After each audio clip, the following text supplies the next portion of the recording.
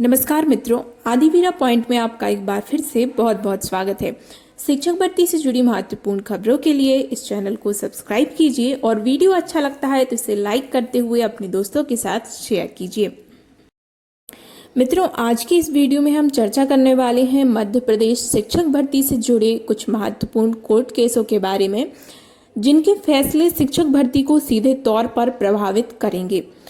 तो मित्रों, सबसे पहले आता है जो सबसे ज़्यादा प्रभावित करने वाला है, वह है ओबीसी आरक्षण से संबंधित कोर्ट केस, जिसकी सुनवाई अब होने वाली है 23 सितंबर। इसके पहले जो सुनवाई हुई थी ओबीसी आरक्षण की, उसमें कोर्ट ने सरकार से जवाब मांगा था कि आरक्षण को क्यों बढ़ाया गया। तो सरकार की तरफ से जवाब पेश किया गया था कि जनसंख्या के आधार पर हमने ओबीसी आरक्षण को 14% से 27% बढ़ा दिया। अब इसकी जो सुनवाई होने वाली है वो 23 सितंबर को होने वाली है। अब हो सकता है ये फाइनल सुनवाई हो, फाइनल हियरिंग हो, या फिर हो सकता है एक बार फिर से तारीख दे दी जाए। अब देखिए, यदि ओबीसी आरक्षण 27% के पक्ष में फैसला आता है तो जो मेरिट लिस्ट है उसमें कोई बदलाव नहीं किया जाएगा, क्योंकि फिलहाल जो मेरिट लिस्ट तैयार की गई है उसमें 27% आरक्षण दिया गया है। बट यदि आरक्षण जो है 14% कर दिया जाता है, 27% नहीं दिया जाता, तो जो मेरिट लिस्ट है उसको फिर से बनाया जाएगा, क्योंकि उसमें बहुत ज़्यादा परिवर्तन स्वाभाविक सी बात है कि होगा। इसके बाद दूसरा केस है जिसकी सुनवाई होने वाली है 18 सितंबर को। ये है माध्यमिक शिक्षक में जो पद वितरित किए गए हैं, जैसे कि विज्ञान में 50, सामाजिक विज्ञान में 60 और हिंदी में 100 पद वितरित किए गए हैं। तो इससे संबंधित ये केस है कि इसमें समान पदों का वितरण किया जाए और पदों में वृद्धि करते हुए सभी विषयों को समानता दी जाए, ताकि सभी विषयों की जो योग्य उम्मीदवार हैं उन्हें उनका हक प्राप्त हो सके। अब देखिए, इस पे दो सवाल उठते हैं।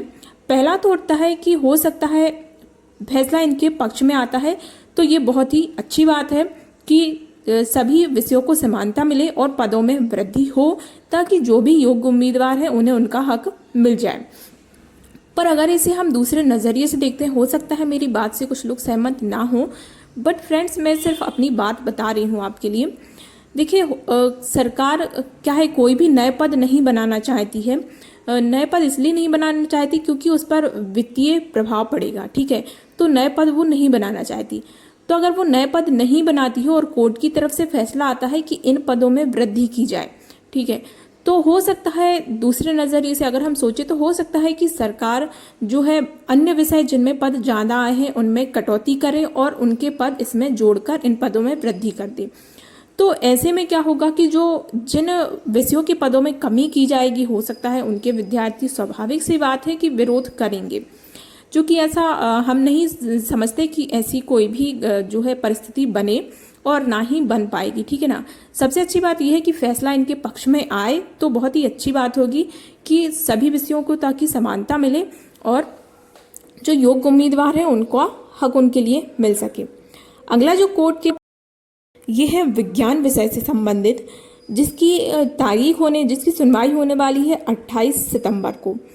ये साइंस केस जो है ये संबंधित है विषय को प्राथमिकता से संबंधित।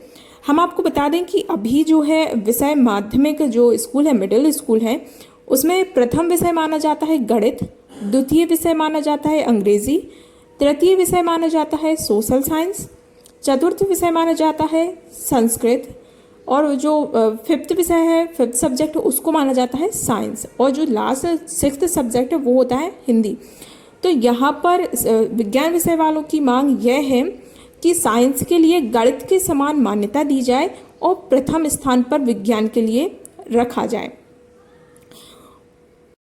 चूंकि इन सभी केसों से यही आशा की जा रही है कि जो ये तारीखें दी गई हैं, जैसे ओबीसी आरक्षण 23 सितंबर, ऐसे ही साइंस सब्जेक्ट और अन्य विषय हैं, तो इनकी सुनवाई सोच रहे हैं कि आशा की जा रही है कि अंतिम सुनवाई हो।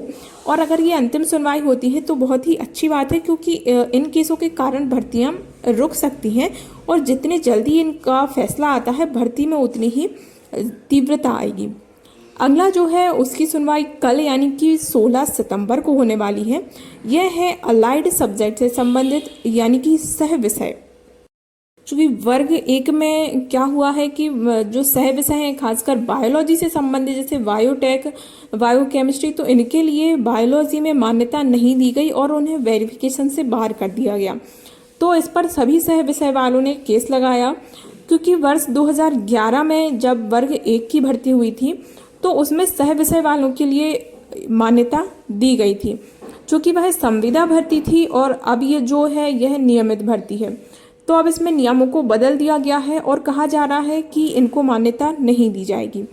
पर जहाँ तक आशा की जा रही है कि सह विषय वालों का जो फैसला है वो उनके पक्ष में आएगा, क्योंकि कहीं ना कहीं जब पहले भर्ती हुई है तो आशा लगाई जा रही है कि जो फैसला है वो सह विषय वालों के पक्ष में आए। अब देखिए, यदि सह विषय वालों के पक्ष में फैसला आता है तो जो वेरिफिकेशन से बाहर हो गए हैं उन्हें फिर से मान्य कर दिया जाएगा, और दूसरा, यदि सह विषय वालों के पक्ष में फैसला नहीं आता, उन्हें बाहर कर दिया जाता है, तो ऐसे में फिर क्या होगा, मेरिट थोड़ा और खिसकेगा और जो अभी वेटिंग में चल रहे हैं और जो मूल विषय के हैं उनके लिए स्थान वो प्राप्त हो जाएगा। फिर अंतिम जो आता है कोर्ट केस, वो उसकी सुनवाई हुई थी आज। ये 2 डिग्री वाला केस है। 15 सितंबर यानी कि आज इसकी सुनवाई हुई थी और इसकी डेट को आगे बढ़ा दिया गया और इसकी डेट कर दी गई है 22 अक्टूबर, यानी कि 22/10/2020 इसकी डेट कर दी गई है। देखिए, ये कोर्ट केस है 2 डिग्री एक साथ करने वाले अभ्यर्थियों से संबंधित, जिन्होंने 2 डिग्री एक ही सत्र में प्राप्त की हैं उनसे संबंधित है। अब यदि अब 22 अक्टूबर को हो सकता है इसका फाइनल फैसला आ जाए या फिर डेट फिर से एक बार आगे बढ़ा दी जाए, कुछ कहा नहीं जा सकता, क्योंकि कोर्ट के जो फैसले होते हैं वो थोड़े लंबे खिंचते हैं, सभी जानते हैं।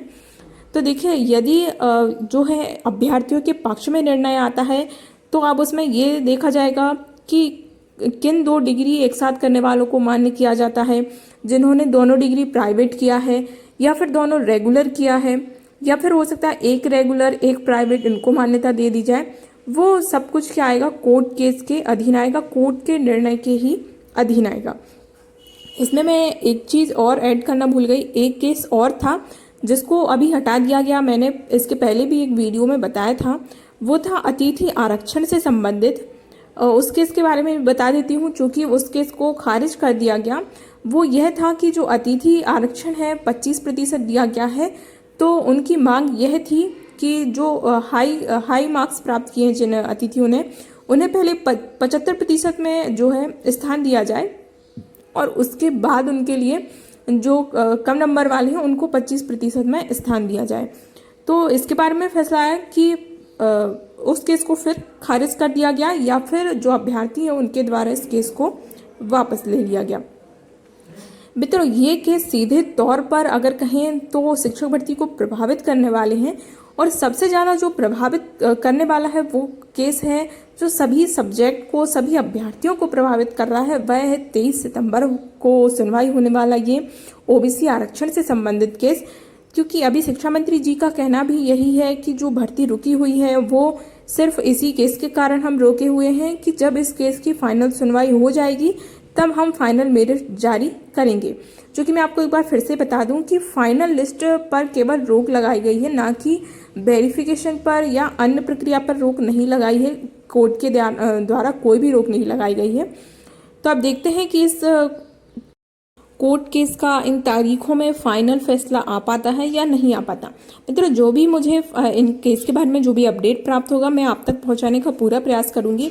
तो सबसे पहले यदि आप चैनल पर पहली बार आए थे तो इस चैनल को सब्सक्राइब ज़रूर कर लीजिए और बेल आइकन प्रेस कर दीजिए, ऑल सेलेक्ट कर लीजिए, ताकि मैं जो भी वीडियोस डालूं आपके लिए वो वीडियोस का नोटिफिकेशन मिल जाए।